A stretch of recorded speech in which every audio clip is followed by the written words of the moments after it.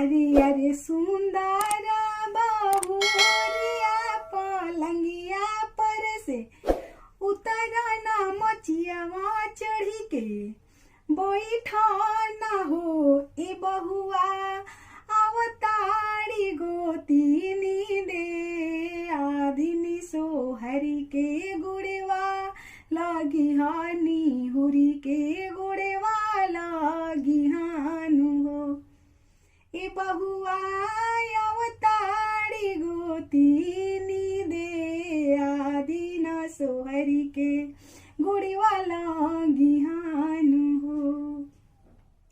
एकत में पनवायसन पातर बानी फुलवायसन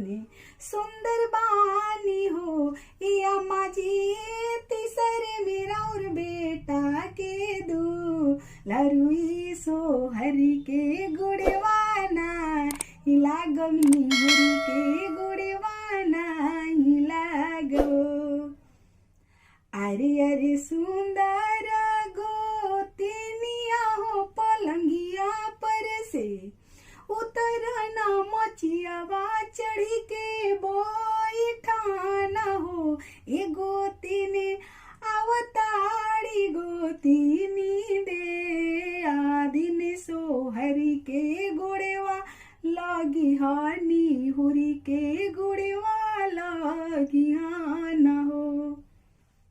एकत में पनवायसन पातर बानी फुलवायसन सुंदर बानी हो ए दीदी जी तीसरे मेरा और देवर के दूलरुई नीहुरी के गोड़ेवाना ही लागब सोहरी के गोड़ेवाना ही लागब हो